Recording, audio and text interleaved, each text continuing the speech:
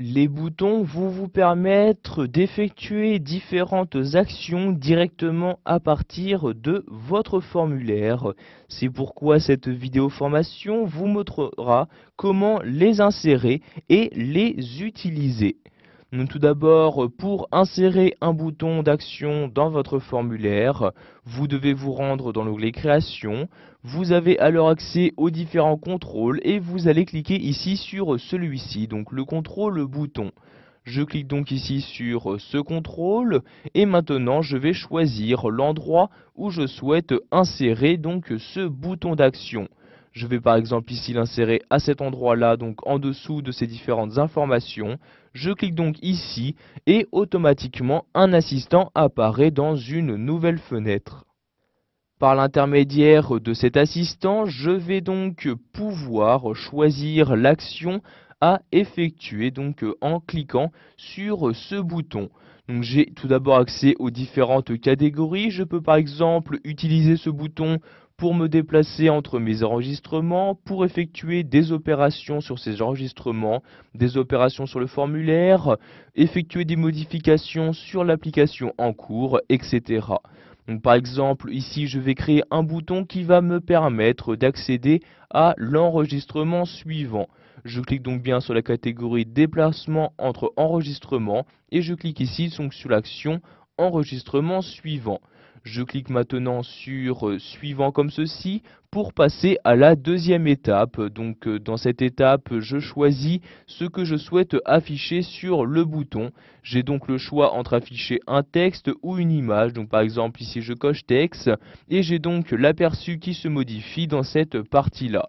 Donc ici par exemple je souhaite afficher une image, je coche donc ici la case image et j'ai le choix donc entre ces deux images-ci. Je peux également utiliser une image de mon disque dur en cliquant ici sur le bouton parcourir. Donc ici je vais par exemple utiliser la flèche de droite, je clique maintenant sur suivant et dans cette dernière étape je vais choisir le nom que je souhaite donner à ce bouton-ci. Donc ce bouton je vais le nommer suivant comme ceci, donc c'est-à-dire pour passer à l'enregistrement suivant. Ensuite, je clique donc sur terminer pour insérer ce bouton et comme vous pouvez le voir, celui-ci a bien été inséré donc dans mon formulaire. Vous pouvez donc de cette manière en insérer plusieurs. Vous avez juste à recliquer ici sur le contrôle bouton, à sélectionner l'endroit où l'insérer. Par exemple, dans cette partie-là, je clique donc à l'intérieur pour l'insérer et à nouveau, ce même assistant apparaît. Donc, par exemple ici, je vais cliquer sur la catégorie opération sur formulaire et je vais choisir de fermer ce formulaire quand je clique sur le bouton. Je clique donc pour cela sur l'action correspondante, puis je clique sur suivant comme ceci. J'ai alors à nouveau le choix entre afficher le texte ou l'image. Cette fois-ci, je choisis d'afficher le texte. Je clique maintenant sur suivant, ensuite le nom à donner. Donc ici, je le nomme fermé comme ceci. Je clique maintenant sur terminer pour l'insérer donc dans mon formulaire.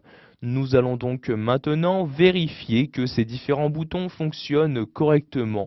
Je fais donc ici tout d'abord un clic droit sur l'onglet du formulaire et je me rends dans le mode formulaire en cliquant dessus. Maintenant, je remplis les différentes informations, donc comme le nom par exemple, je mets Moreau. Ensuite, le prénom, je vais mettre ici Albert comme ceci. L'âge, je clique sur le bouton et je choisis par exemple 20 comme ceci. Si je choisis maintenant de cliquer sur ce bouton-ci, ceci donc va me permettre d'atteindre l'enregistrement suivant. Donc ici je n'en ai créé qu'un seul. On me dit donc qu'il est impossible d'atteindre l'enregistrement suivant.